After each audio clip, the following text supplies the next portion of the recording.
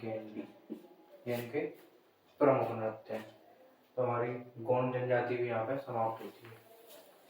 तो अभी तक हमने मध्य प्रदेश में दो जनजातियां देखी। कौन सी? पहली भील, दूसरी गोंड। अब आते हैं अपनी तीसरी जनजाति में, जो कि है बैगा। बैगा जनजाति जो है मध्य प्रदेश के पूर्वी क्षेत्र में पाई जाती है।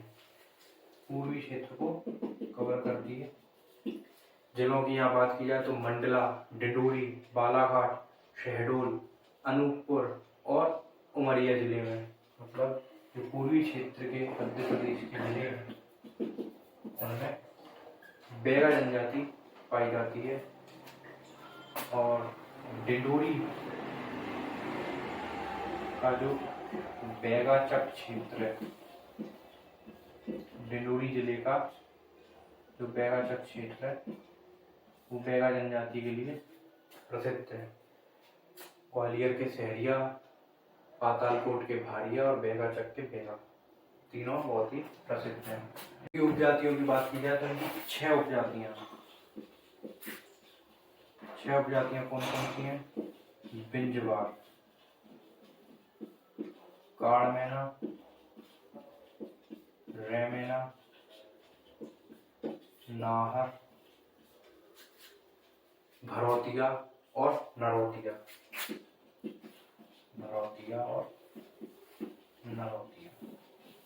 ये इनकी कुल 6 उपजातियां हैं। बैगाचक के बारे में एक फेमस पॉइंट और है कि झूम कृषि करते हैं। झूम कृषि या स्थानांतरित कृषि करते हैं, जिसे बेवार या पोंडू कहा जाता है। बेवार या पोंडू कहा जाता है जो ये झूम कृषि या स्थानांतरित कृषि करते हैं। और इनके विवाह के प्रकार की बात की जाए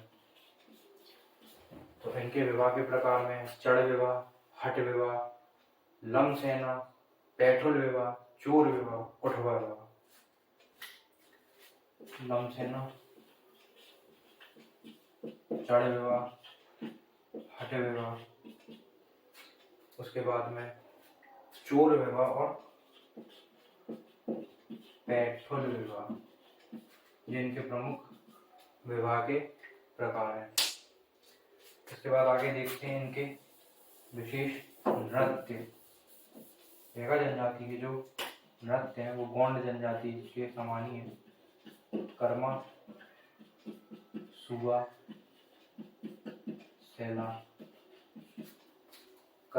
सेला, परध्वनि और बिल्मा,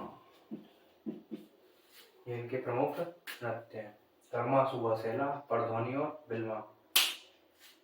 बैगा जनजाति प्रमुख बात यह है कि बैगा जनजाति जो है वो शेर को अपना छोटा भाई मानती है। और बैगा जनजाति गोंड जनजाति के परंपरागत पुरोहित होते हैं, मतलब पूर्वज या पुजारी आप कह सकते हैं। जो परंपरागत पुरोहित है वो बैगा जनजाति है। डॉक्टर बैरियर एल्विन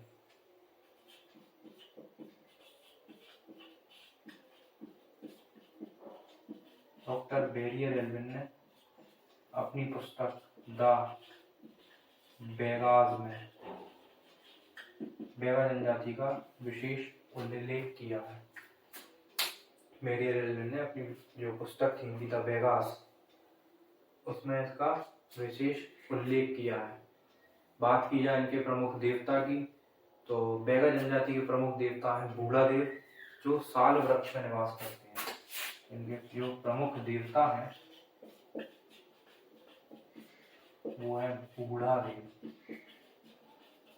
ये साल वृक्ष में निवास करते हैं। इनका निवास स्थल है साल वृक्ष। तो अभी तक हमने 3 जनजातियों के बारे में पढ़ा, भील, गोंड और बैगा। अब हम चलते हैं सहरिया जनजाति की तरफ। सहरिया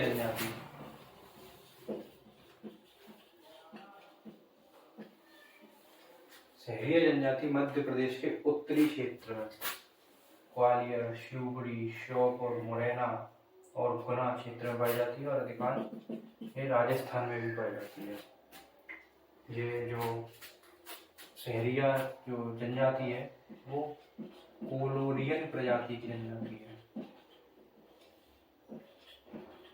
जैसे हमारी भील जनजाति प्रोटो ऑस्ट्रेलाइट थी, गोंड और बेगा दोनों द्रविड़ प्रजाति के थे, वही हमारी सहरिया जो जनजाति है वो कोलोरियन प्रजाति की है।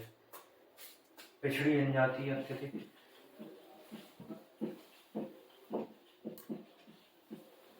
टीबी और एड्स की समस्या इस जनजाति में मुख्यतः पाई जाती है। उसके बाद बात की जाए उनके जो निवास क्षेत्र है,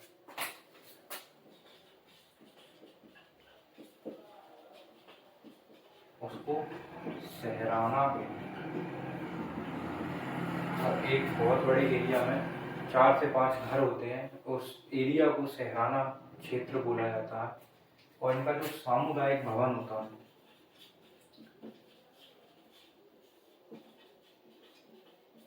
उसे बंगला कहा जाता है। शहरी जनजाति का जो मुखिया होता है एक निवास क्षेत्र में, जो मुखिया होता है उसको पटेल कहते हैं। अब बात आती है सहरिया शब्द आया कहाँ से। तो जो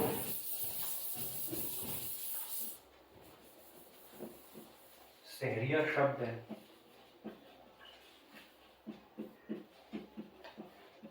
वो फारसी के शहर शब्द से बना है। फारसी के शहर शब्द से बना है जिसका अर्थ होता है जंगल। इनके जो लोक नाट्य और लोक नृत्य, इनका जो प्रमुख लोक नाट्य वो है रागिनी और नृत्य इनका दुलदुल घोड़ी।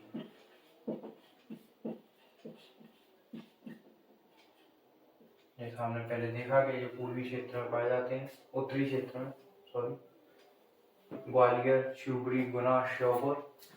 तो जो मध्य प्रदेश की 3 अत्यंत पिछड़ी जनजाति हैं उनमें से एक ये है। पहले हम देख चुके डिडोली में जो बैगा चक्के बैगा थे, दूसरे आते हैं ग्वालियर के सहरिया, तीसरे अपने छिंदवाड़ा में जो पातालकोट स्थान है उसके भारिया। सहरिया जनजाति जो है वो खुद को भीलों का छोटा भाई कहती है। ये जड़ी बूटी पहचानने में दक्ष होते हैं और हाल ही में सहरिया संग्रहालय बना है श्योपुर में। और जैसा हमने पहले देखा कि टीबी, एड्स ये दोनों बीमारियों से अत्यधिक पीड़ित हैं। तो हमारी यहाँ पर 4 जनजातियां समाप्त होती हैं। 5वीं जनजाति हम देखते हैं कोल।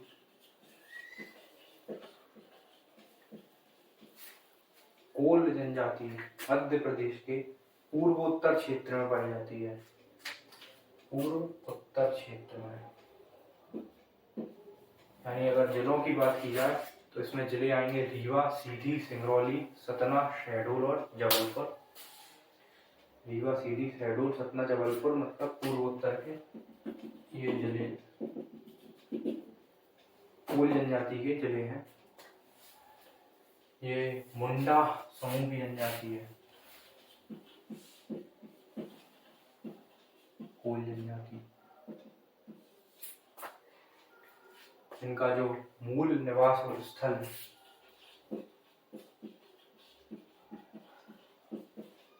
वो कुराली कहलाता है। मूल निवास स्थल इनका कुराली कहलाता है। अत्यंत प्राचीन जनजाति है। ऋग्वेद में उल्लेख मिलता है इनका, मतलब इतनी प्राचीन जनजाति है कि ऋग्वेद में भी इनका उल्लेख है। ये गाय शेर का मांस नहीं खाते। रामायण और महाभारत में भीलों का भी उल्लेख मिला था और रामायण और महाभारत में कोल जनजाति का भी उल्लेख है। और रामायण में जो शबरी माँ है उनको ये माँ मानते हैं। शबरी जिनके जूठे हुए श्री राम जी ने खाए थे उनको ये माँ मानते हैं,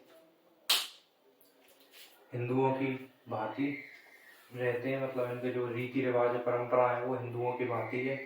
बीमारी से मृत्यु होने पर ये दाह संस्कार करते हैं, और प्राकृतिक मृत्यु होने पर ये शव को दफनाते हैं। मतलब जो इनके संस्कार है, मृत्यु संस्कार, वो दो प्रकार से हैं। अगर प्राकृतिक मृत्यु है तो शरीर को दफनाते हैं, और यदि किसी बीमारी या रोग से अगर मृत्यु होती है तो शरीर को जलाया जाता है, यानी दाह संस्कार किया जाता है हिंदुओं की भांति। वधू मूल्य की प्रथा नहीं होती इनमें, तो बहुविवाह होता है इनके अंतर्गत। देवता इनके हैं दूल्हा देव। जो इनका प्रमुख नृत्य है वो है दहका नृत्य, वो है दहका। इसकी विशेषता यह है कि ये अंगारों पर किया जाता है। तो आप इसे ऐसे भी याद कर सकते हैं कि कोयला अंगारों पर दहका, कोयला अंगारों पर दहका, यानी इनका प्रमुख नृत्य दहका। और इनकी जो पंचायत लगती है उसको कहा जाता है गोहिया। पंचायत का नाम है वो है गोहिया। शिक्षा और रोजगार का विकास सर्वाधिक इस जनजाति में हुआ है। तो यहाँ पर हमारी 5 जनजातियां समाप्त होती हैं, भील, गोंड, सहरिया, बैगा और कोल। अब हम आगे बात करेंगे भारिया जनजाति की।